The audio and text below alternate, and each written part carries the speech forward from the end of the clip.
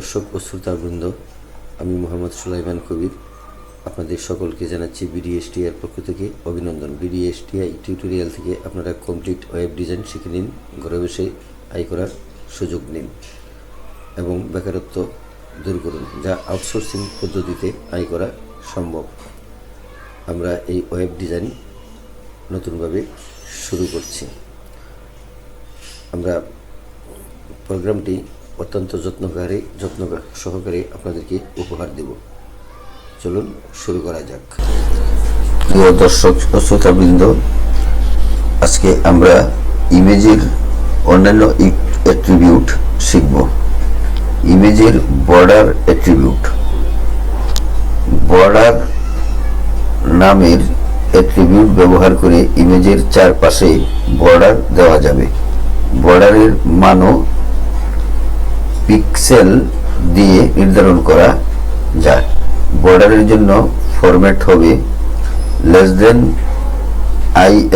অর্থাৎ ইমেজের তারপরে এসআরসি সোর্স ইকুয়াল টু, তারপরে আপনি যেটা লিখবেন সেটা, তারপরে সমান আপনি যে মাপটা দিবেন সেই মাপটা দিয়া, যেমন 4 5 6 7 দিয়া একটা ব্যাকস্ল্যাশ দিয়া গ্রেটার দেন দিবেন। তাহলে চলুন আজকে আমরা এই প্রোগ্রামটি শুরু করি। আমরা প্রতিবারের ন্যায় নোটপ্যাড উইন্ডোটি ওপেন করি। ওপেন করে এটাকে ম্যাক্সিমাইজ করি, ফন্টের জুমটা একটু বাড়িয়ে দেই। আমরা লিখব, এখন আমরা একটা কন্ডিশন লিখব, এই ডক টাইপ কন্ডিশন। এই ডক টাইপ কন্ডিশনটা আসলে এই ব্যাপারেও কিছু একটু বলার দরকার, বলে নেই। ডক টাইপ কন্ডিশন হল ডিক্লারেশন, যা ব্রাউজারকে সঠিকভাবে প্রদর্শন করতে সাহায্য করে। ওয়েবে অনেক ধরনের ডকুমেন্ট থাকে। ব্রাউজার যদি জানতে পারে এই সাইটে কোন ধরনের ডকুমেন্ট ব্যবহার করা হয়েছে, তবে সাইজই এটি প্রদর্শন করতে পারে। HTML এর বিভিন্ন ধরনের ভার্সন রয়েছে, এ বিষয়ে আমরা পূর্বেও আলোচনা করেছি, যেমন HTML 3, 2, 4, 5 ইত্যাদি। তো ডক টাইপ কেন HTML ট্যাগ নয়? আসল বিষয়টা হলো ডক টাইপ ব্যবহার করা হয়। ডক টাইপ কেন HTML ট্যাগ নয়? এটি একটি ডিক্লারেশন বা তথ্য যেটি ব্রাউজারকে বলে দেয়। এটা কোনো কোডিং না, এই ডক টাইপটা এই তথ্যটা ব্রাউজারকে বলে দেয়। তো ডক টাইপ বলে দেয় HTML এর কোন ভার্সন ব্যবহার করা হয়েছে, আর সহজেই ব্রাউজার এটি প্রদর্শন করতে পারে। তবে বিভিন্ন ভার্সনের ডিক্লারেশন আলাদা আলাদা হয়। আমরা সেগুলোই আস্তে আস্তে শিখব। তো আজকে আমরা ডিক্লারেশনটা দিচ্ছি HTML এর মাঝে আরো কিছু ডিক্লারেশন আছে, এটার মাঝেই পেয়ে যাবেন।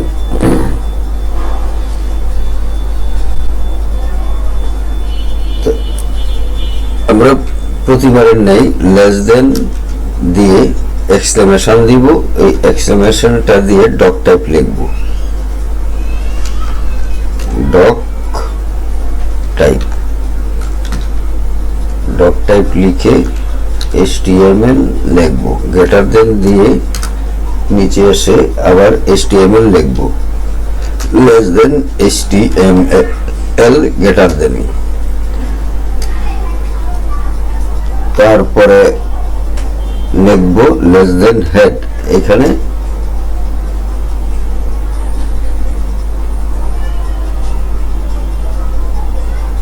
হেড লিখব।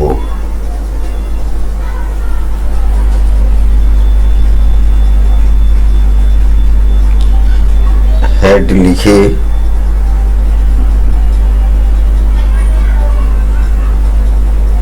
আমরা লিখব HEAD হেড গ্রেটার দেন, তারপরে আবার এই হেডটা এইখানে থাক, আমরা এখানে ব্যাকস্ল্যাশ দিয়ে আবার একটা হেড লিখব, লিখে গ্রেটার দেন দেব। তারপর লিখব less than body, less than body. এই বডিটা এখানে আমরা একটু অন্য টাইপের লিখব, less than body style, STYLE, body style সমান double quotation colour colon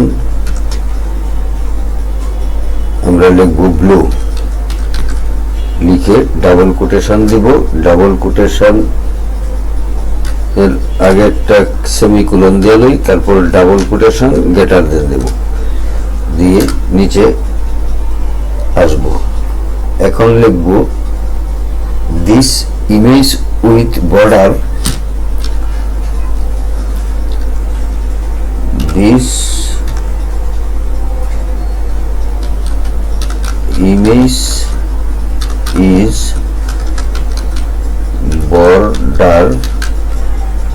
border লিখে and image কি লিখলাম, this image with is not a image with border and border color and border color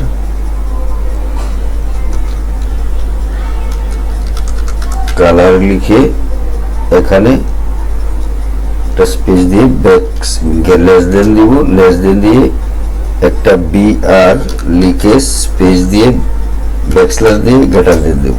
এটা এভাবে নিচে চলে আসি। এখন লিখব image less than image, less than image SRC।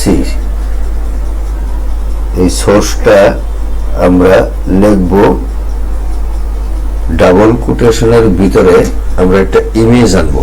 ইমেজটা যদি আনি আমরা কোথায় লিখব, আমরা একটা ইমেজ নতুন করে নেই,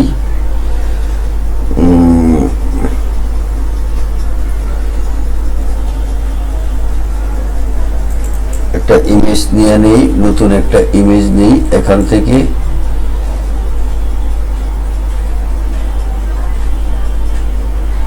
পিকচার, এখান থেকে একটা ইমেজ নেই, এটা নেই JPG ইমেজ। আচ্ছা কপি করি, কপি করে আমরা এটা নিব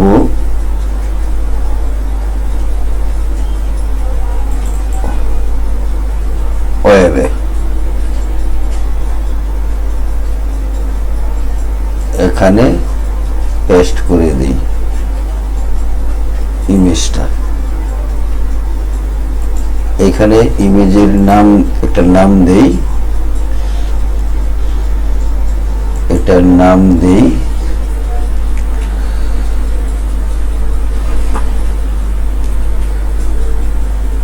ইমেজটার নাম দেই কি, একটা নাম দেই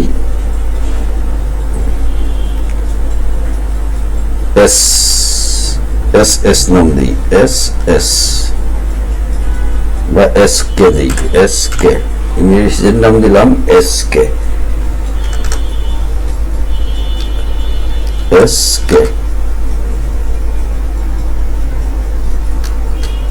এটার নাম দিলাম SK।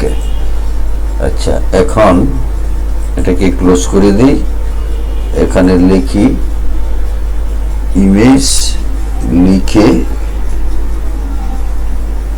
সোর্স লিখে একটা ইকুয়াল দিব, ইকুয়াল দিয়ে ডাবল কোটেশন দিব, ডাবল কোটেশন দিয়ে লিখব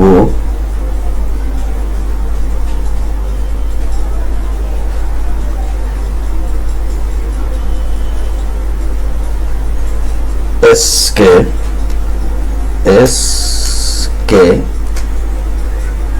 ডট জেপিজি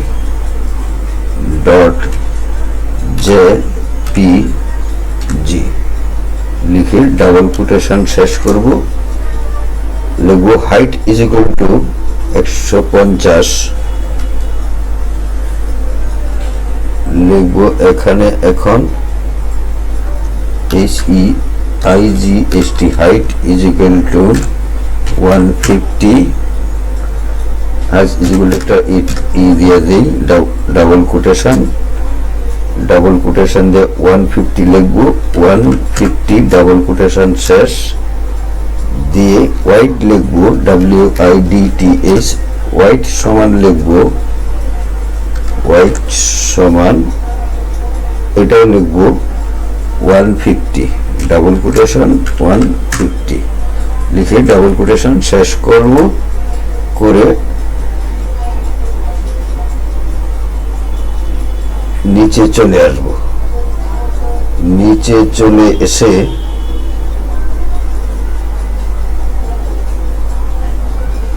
আবার এখানে লিখব বর্ডার সমান বর্ডার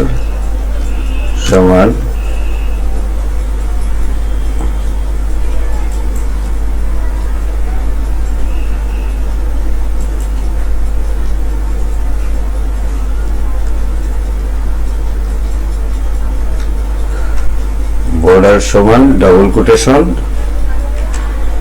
এখানে লিখব 5। আমরা 5 দিই, এটাকে ডাবল কোটেশন দিয়ে শেষ করি। এবার স্টাইল লিখব STYLE স্টাইল সমান ডাবল কোটেশন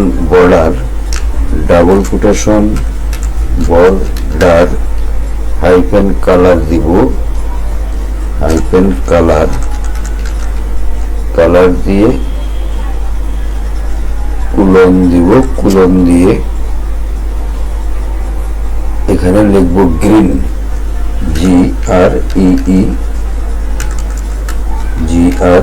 GREEN গ্রিন লিখে ডাবল কোটেশন শেষ করব।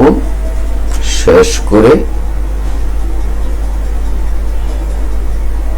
একটা ব্যাকস্ল্যাশ দিয়ে গ্রেটার দেন দিব, তারপর লেস দেন দিয়ে BR দিব, BR space backslash greater than. এখন লিখব নিচে এসে less than backslash body greater than less than backslash HTML greater than. ফাইলটিকে এখন আমরা সেভ করে দেখি কি হয়। ফাইল মেনুতে যাই, সেভ এজ দেই, দেওয়ার পর এখানে একেবারে নিচে সেভ টাইপ, এই যে সেভ টাইপ এখানে এরো বাটনে ক্লিক করি, অলে সিলেক্ট করি, এখানে লিখব প্রোগ্রাম,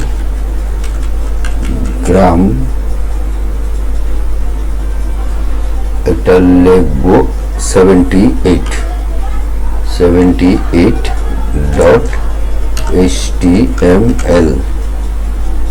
এখন সেভ করি।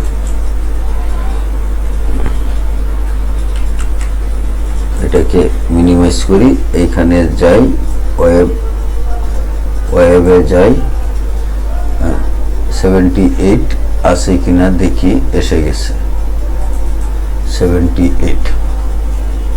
তাহলে পিকচার লোকেশনটা হয় নাই। আমরা এই ডেস্কটপের ওয়েব ফোল্ডারটি, এই ডেস্কটপের ওয়েব ফোল্ডারে আমাদের ওই পিকচারটি থাকতে হবে। ওই পিকচারটি আমি এখানে একটা পিকচার লিখেছি, এই পিকচারের নামটা এখানে